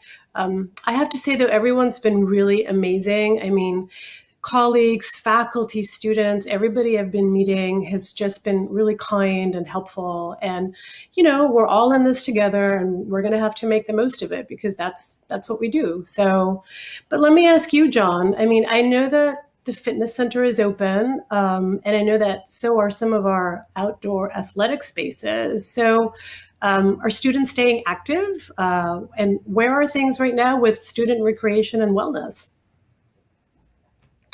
Well, our students have been staying active. At least it appears to me that they are. But it is something we're paying really close attention to. It's been amazing. We've been blessed by some really nice weather to get the year off to a good start. And when I'm on campus, it's really uplifting to see so many students out there running, walking, just enjoying being out and about on campus. Unfortunately, the pandemic has prevented us from running a lot of the most popular intramural programs and recreation programs that we like to do, like dodgeball and flag football. But we are trying to be creative and offer as much as we can. We're sponsoring student cornhole tournaments and student can jam tournaments, and we're still offering most of our PE classes that are popular with the students. And Camille, we've put on our website a whole host of free yoga and exercise videos that students can use in their residence halls and in their off-campus apartments. And as you indicated, fortunately, we were able to open the fitness center and the pool for student use. They have to make reservations using an online reservation system. That enables us to not have lines and keep the facility really clean between uses. It's interesting, we've noticed there hasn't been heavy use of the fitness center yet, but I think that's a factor of the great weather we've been having, and we do expect the usage to ramp up significantly once the weather turns. So it is good to see our students staying active, and we'll do everything we can to keep giving them opportunities to remain active, because it is such an important part of their overall physical and mental well-being here at Tufts. But anyway, that's enough for me on that. Let me ask you one. Other than sports and classes, what do you see students doing outside of class? You know, I think a lot of the same things that you're seeing. Everybody's trying to spend as much time outside as they can. They're enjoying their time on campus, spending time together, even if life looks a little bit different right now. You know, like you said, we can't have large gatherings, especially indoors. And so we're really trying to encourage using all of campus as a great big space for everyone. So I'm sure you've seen, we have all those really beautiful Adirondack chairs everywhere. And those have been super popular. You know, students can gather in small groups, they can hang out with friends, they can have lunch, they can study. So, you know, we're looking into all kinds of ways to see if we can extend that, even, you know, when we get into some more New England kind of weather. And students are also participating in student organizations. A lot of those have had to move their activities online, but it's still a way to build community, to engage in projects, and to do things that aren't necessarily academics. You know, speaking of connecting and building community, John, I know that your student athletes are really good at this, but I'm wondering, how are they handling all the uncertainty about the things that they can and can't do athletically, and whether they'll even be able to compete this year? I have to say, I think the attitude of the student athletes has been far better than mine. You know, just like all the Tufts students, I've just been so impressed with how they've handled this start to a rather unusual semester. I mean, don't get me wrong, they're very disappointed not to get to be playing. But, you know, our student athletes, they just love Tufts. And it's just been fascinating to see them take such pride and such ownership in doing their part to keep the campus safe and help the university finish this semester strong. They're really focused on their training, and they're working hard in the weight room. But what I keep hearing most from them is an abiding sense of gratitude. They're just so grateful. They're grateful to have a president like Tony Monaco leading us through all of this. They know he values what they're doing. They trust him. But really, they're just grateful for the opportunity to be back on campus, to continue their education in person, and to spend time with their friends. You know, I got a great note from a first year student athlete, and what she wrote to me was this. She said, "Even with all the restrictions, I've been having an amazing time at Tufts and with my team. I really appreciate everything that was done to make this semester happen. in whatever capacity is possible, because it means a lot to me just to be able to be on campus with everyone.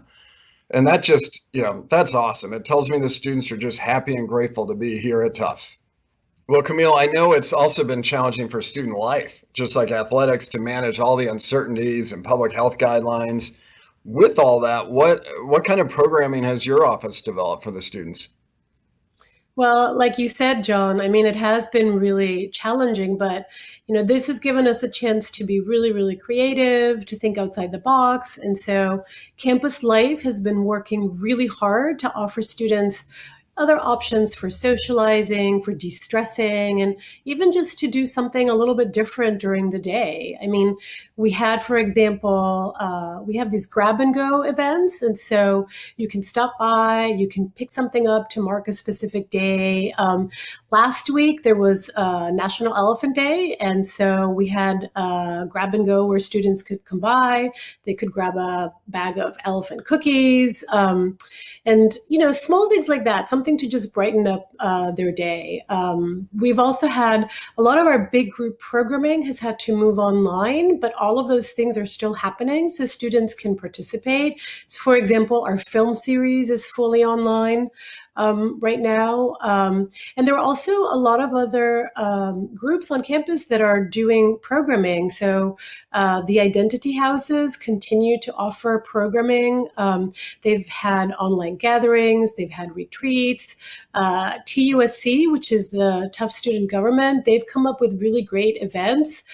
They have this late night series that recently included, the late night fun caricatures, where students could drop by and they could have their caricature done in a 5-minute sitting. There was also a tie-dye session for students who missed out on that fashion throwback over the summer. And so we may not really be able to do the big group events, but we are working to find fun and meaningful ways to have students connect and to build community. It sounds like this has been a pretty good transition this year, all things considered, but I'm wondering, what have you been most grateful for? I've been really grateful that everyone is really trying their best. I mean, the collaborative spirit here has just been incredible. We've all had to get used to new habits like wearing masks and thinking about how we socialize. And I think students have really stepped up to the challenge. No one's perfect. We're all going to make mistakes, but I think the general spirit has been, to be generous and be supportive of each other. And that has really brought everyone together. And it's been all of these restrictions and these difficulties that have made us realize just how special and important it is to be together.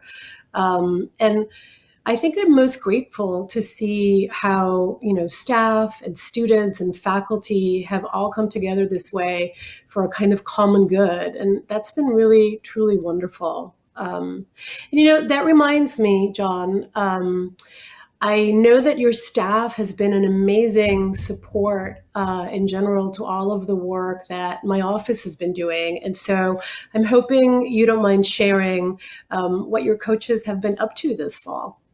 I like to brag on our staff whenever I can, but I'm so proud of how our coaches and our entire staff has responded to all this. I mean, as always, our coaches are focused first and foremost on their student athletes, coaching them, mentoring them, supporting them during this very unusual semester. But what I've been really impressed with is just how much they've stepped up to help the campus. Just like you indicated, everyone at Tufts is. That's kind of the silver lining in all this. It's made me feel so connected to Tufts as we've all fought through this together.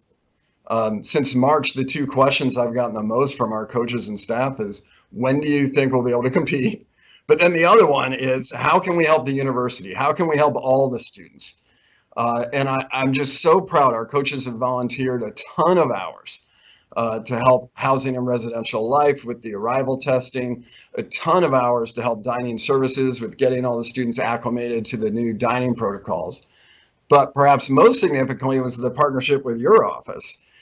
Student Affairs, as you know, reached out and asked our coaches and staff to serve as the individual case managers for all the students at Tufts who test positive and end up in the mods in isolation, and all the students end up having to quarantine. And so our coaches are calling, texting, emailing all these students to support them, answer their questions, help them navigate everything that happens when they have to self-quarantine or move to isolation. And I just love that. As you said, at Tufts, we're all in this together. And I see our coaches and staff living that every day. And it just makes me really proud to be a Jumbo. That's really great to hear, John. And I can't tell you how grateful we have all been for everything the coaches have done. So, this is why it's been an easy transition after all. Well, that's great. I think, Camille, we're probably exhausted our time. They put us low in the batting order, and I'm sure some of these parents and family members are having some Zoom fatigue. So we should probably just sign off.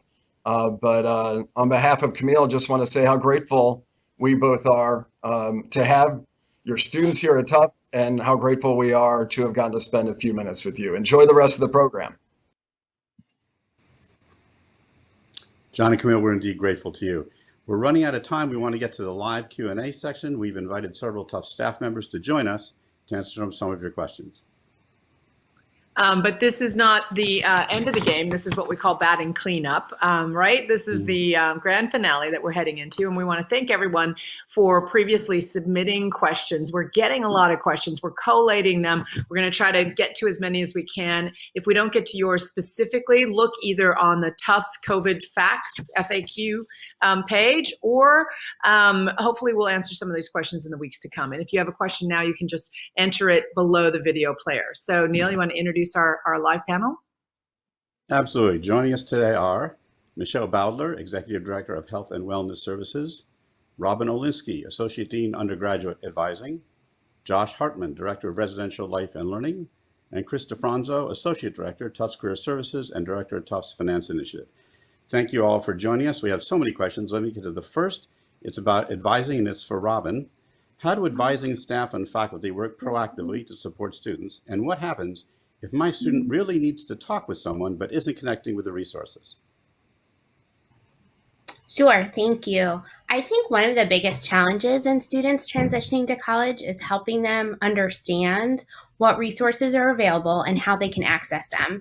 This is going to be a huge leap for many of your students. They are now being expected to take charge of this experience, and they are going to struggle with this independence a little bit.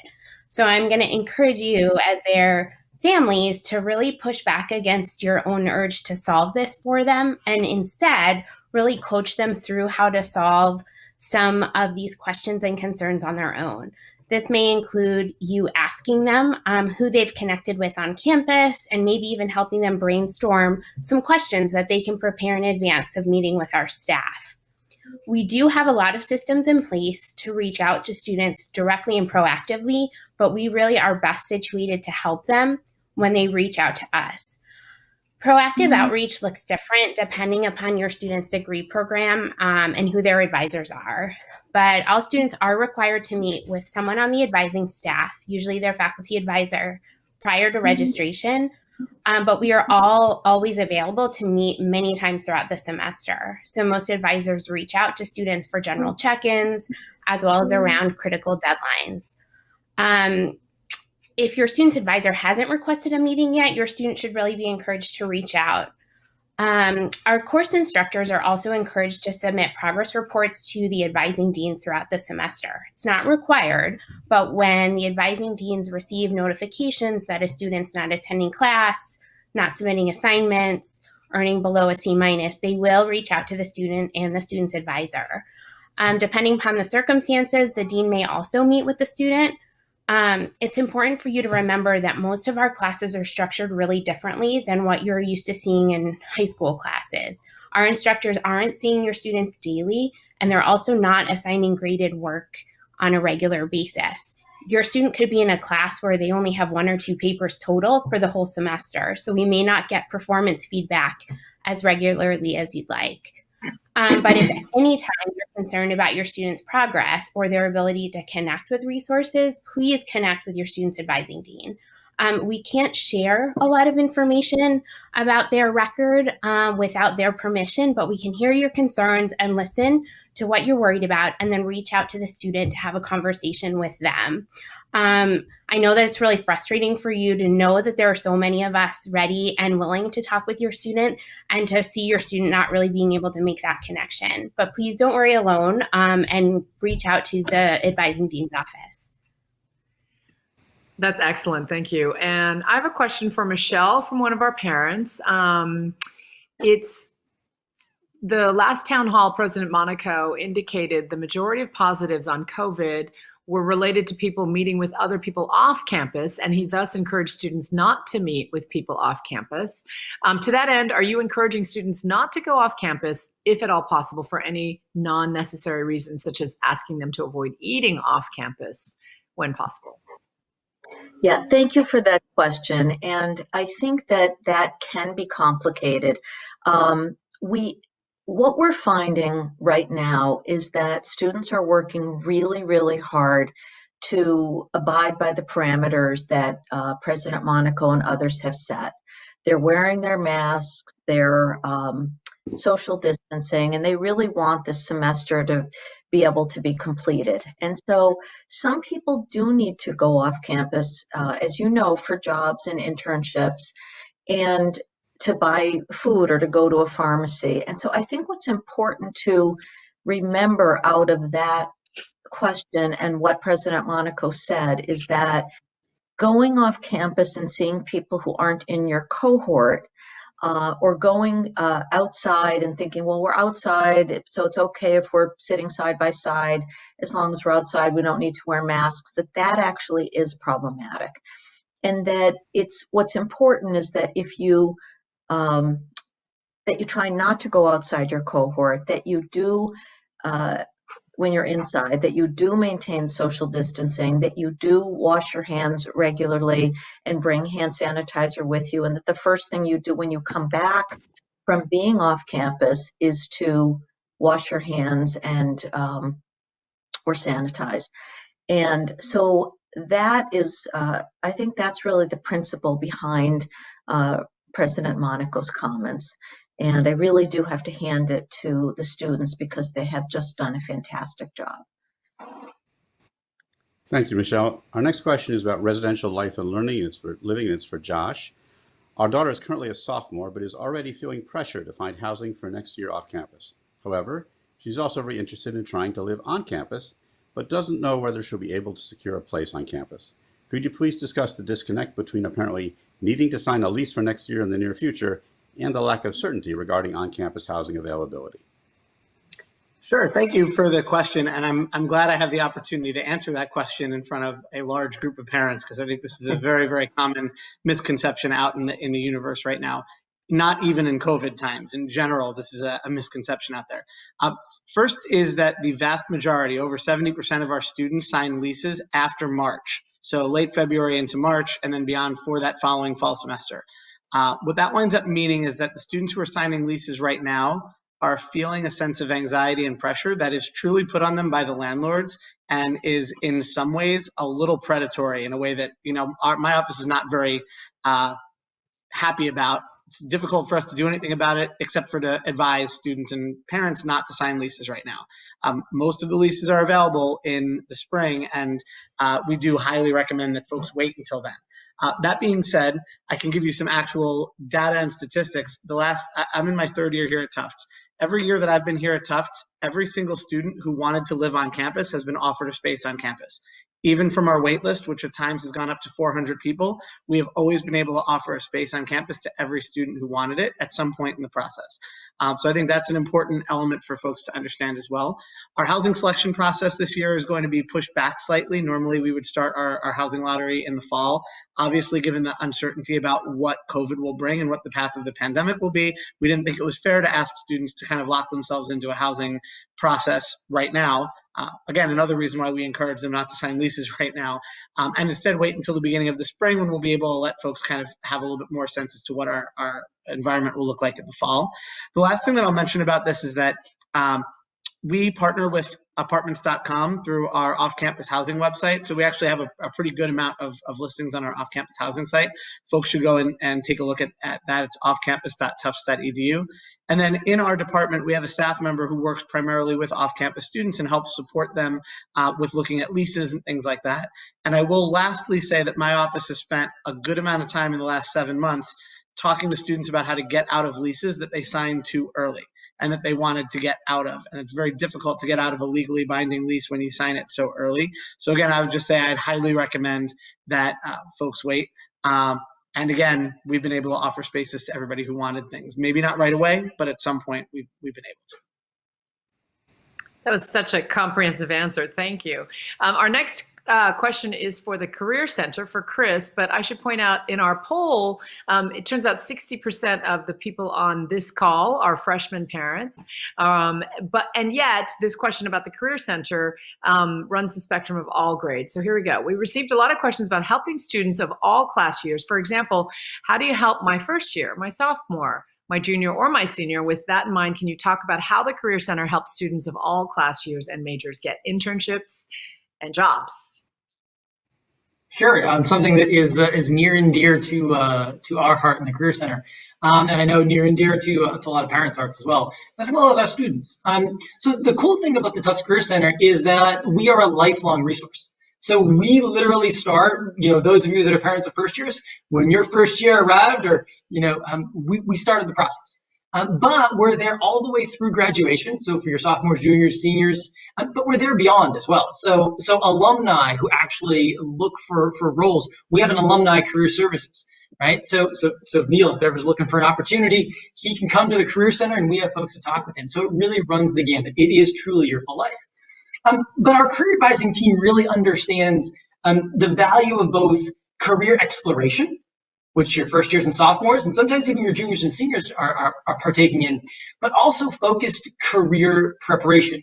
And again, it could be a first year who really knows what they want to do, or it could be a senior, or anywhere in between. So we actually have a group of generalist advisors that can help folks and students that are really exploring, and they're in discovery mode, and they're really trying to figure things out. Then we also have special advisors like myself, where we can help students as they begin to hone in on a particular area and go deeper to really understand the needs and what they need to do. Moving forward in an area, though, does not say that you've now closed the door everywhere else, because you can continue to explore, and because your career journey is just that. It is a lifelong journey. But some of the nuts and bolts stuff that we do, we can help first years reflect and figure out major choices, opportunities for experiential learning, maybe which classes to take. We can look at resumes and cover letters and your marketing materials. We talk to students a lot about networking, and we try not to call it networking, we call it conversations, because it's just talking to people. But we coach them on the ways to talk with alumni and friends and family to gain the knowledge that they need so that they can go deeper in a particular area and find out that they love it or they don't. Because part of the process is figuring out some things that you don't want to do. So we guide them to different resources, whether it's potential employers, finding an internship. We help them create strong applications. We coach them in their interviewing process. And then, we can help them make final decisions when it comes to it. Our team also teaches classes through the X College. So we teach career development classes. I teach a financial literacy class. We have a sophomore career summit that we run. We bring professionals in for our professionals in residence. We have career fairs. We bring in panelists. We do a lot of different things to make sure that we're engaging students where they are, whether they are right at the start of the process or they're really deep in. We do some special things for seniors, for those of you that are folks, parents of seniors and family of seniors.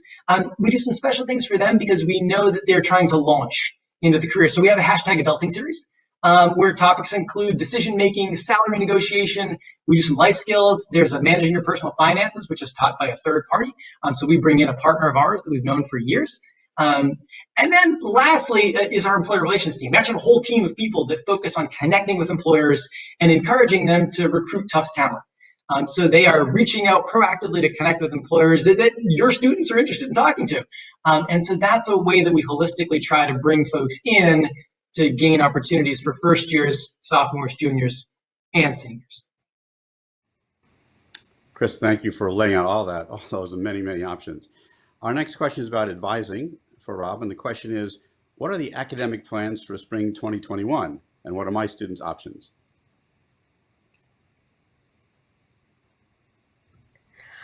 So this is also a very hot topic right now. So I'm really glad to have a chance to talk with you all about this. We are really advising students right now to expect much of the same that they are experiencing right now for their spring semester academically. Classes will be offered in the spring in the 3 modalities: virtual, hybrid, and in person. This depends on the size and type of the class, the availability of the space, as well as the learning objectives of the class. So faculty are working now to determine the modalities of their course offerings for the spring. All students and families should have received an email this past week outlining all of their options and the deadlines. The email also contained really critical updates about the academic calendar for the spring. So please refer back to that if you have more detailed questions. Students who are currently on leave or studying remotely will have the option to enroll in person or remotely in the spring, or to take another personal leave. Students currently enrolled in person will also have the option to remain in person, opt to study remotely, or to take a leave. Students are being asked to complete their intent to enroll by October 30th. Course listings will be live in SIS beginning on November 2nd for students to explore what will be offered. Students will be required to meet with their advisors prior to course registration to discuss their plans. While students are expected to complete this initial intent prior to seeing the full course catalog, department websites will have spring course guides posted as soon as they're available. So students may not need to wait until November 2nd to see what types of classes are being offered and how. Students will also be able to adjust their plans up until the start of classes on February 1st. But please follow the timeline in that email to understand the financial consequences of changing your mind at different points throughout the next couple of months.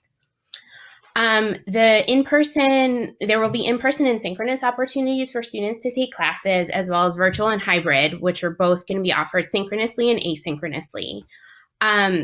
Faculty are going to be putting more detailed information into their course descriptions in SIS about the modalities and the timings of their courses. So please refer back to that as your student is starting to think about building their schedule. If in-person classes is a priority for your student, they are going to need to work with their advisor to identify the classes across the curriculum that are being offered in this modality. This may mean that your student is going to need to explore classes in new areas and new topics outside of their potential major or outside of things they feel like they have to take this spring. So it's going to require a little bit of creativity and thinking outside of the box for some students to find classes that meet the modality requirements that they want to have. But the opportunities do exist, and the advising staff can help your students find them. We learned a ton about remote learning since March. So faculty have had access to a tremendous amount of technical and pedagogical training on teaching in all of these modalities, and they're continuing to be supported as they create their spring classes. Some courses have been specifically designed for this unique new environment. So students are finding that there are some opportunities in classes that they wouldn't have been able to take during a normal semester. We are surveying students and faculty throughout the course of this fall to assess how it's going, and we're working to address issues around student workload, engagement, technology access as they're coming up. So regardless of how your student decides to spend their spring semester, their faculty advisors and all of the advising staff are available to help them weigh their options and feel comfortable in their decision. Thank you so much. This next question is for Josh. It's really poignant about our kids' social and emotional health. Many parents are sharing student experiences of loneliness and isolation in the residential halls, exacerbated by the inability to prop doors open, for example, or visit rooms, and even know who is in your cohort because no one has told them. It seems this is a great area of concern for many, and that there should be concrete ways to assist those who are struggling out there. How has residential life worked to support students this fall in the midst of this new campus experience? Yeah, and thanks again. This is a very important question all of the time, not just in COVID. I think it's important to highlight that, especially since I think you'd said 60% of the folks who are tuned in right now have first year students, especially for folks who this is your first your first kid in college. The idea of loneliness and isolation is actually not unique to just COVID, but obviously it's exacerbated by the pandemic and the environment that we find ourselves in as we're trying to create and keep a healthy and safe environment for your students on campus. So I recognize that, and it is really, really heart-wrenching to know that there are students who are experiencing loneliness and isolation, truly like many of us as faculty, staff, administrators, and others are feeling the same kind of loneliness in our lives as well. A couple of things that I've seen from my observations the last couple of months. First of all, we have 130 resident assistants who are undergraduate students who live in all the residence halls.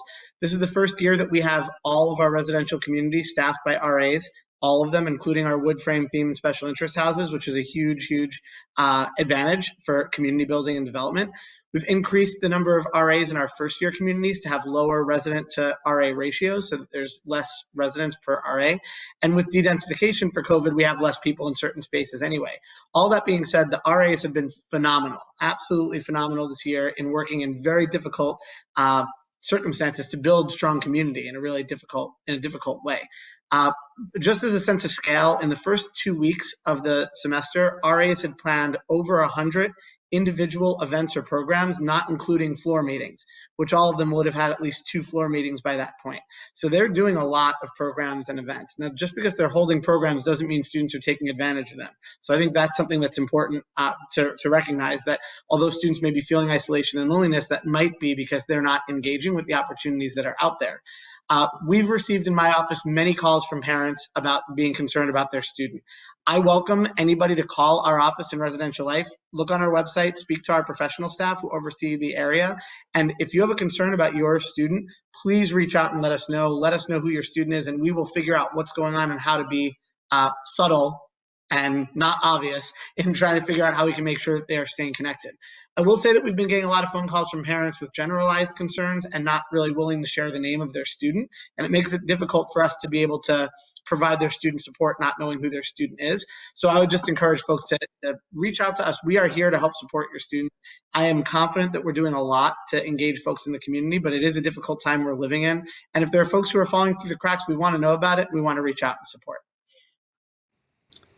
Thank you. We want to be very respectful of the clock. We've had so many questions. We tried to group them into themes. We didn't get to all of them. We'll have time for one last question. If we don't get your question, reminder to please check down the FAQ page or to check with the people you've seen right here on the call. I know they'd be happy to get in touch with you. But our last question for the afternoon is to Chris. It is great to see that you support students throughout their journey, and you mentioned that they can meet with you, but how do they do that? It's actually pretty straightforward, pretty simple. We have a tool called Handshake. Your students may have heard of it. And, as a parent, one way that you can encourage your student to be part of the process is to come visit us. Also be supportive of them being, exploring and kind of learning some different things. But the Handshake tool is awesome. It has all of our job postings, thousands of job postings each year. And in there, students can literally look at my calendar as well as all of my colleagues and get an up-to-the-minute moment where they can say, I want to meet with Chris or so at such a time. And Handshake is the tool. So direct them there and they'll be easy to get into our calendar.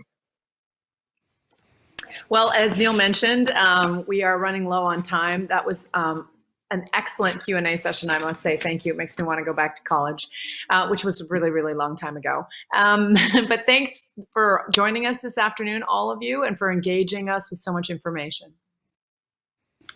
I think we could be encouraged by how much concern you've seen by President Monaco's leadership and his entire team, that despite all the twists and turns and curveballs we're being thrown by this pandemic, there's a real spirit out there that we're going to rise and meet the challenges, and that Tufts will continue to be a light on the hill for students, faculty, and our communities.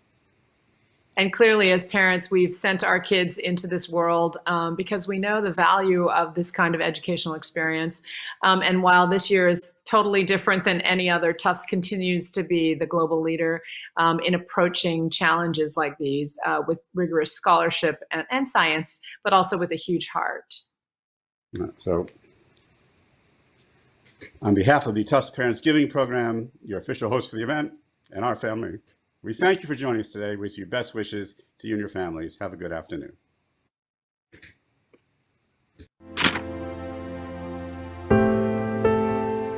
If you're wondering what campus looks like this semester, it's really not all that different.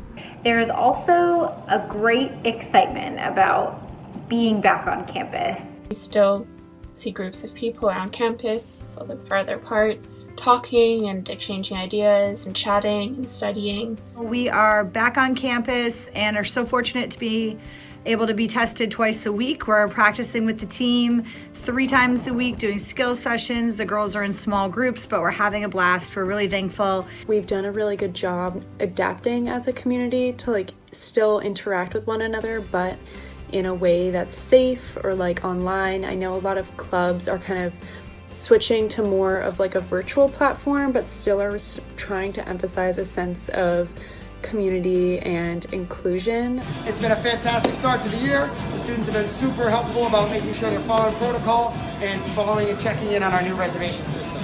So far, I've been really impressed by everyone's ability to create a really strong community, even with the restrictions. What's been great about this year is getting to train everyone on all of the COVID precautions and packaging of different materials to serve to the students quickly and efficiently. I am looking forward to a very, very exciting, if somewhat different, year. People are really finding ways to socialize and to do things they're used to doing. I have noticed that the Tufts community overall has a really positive mindset about what's happening this semester so far. Through tough times, Jumbos always seem to stand tall. Go Jumbos. Thank you for all that you do for Tufts, for entrusting us with your most prized possession, your Jumbo.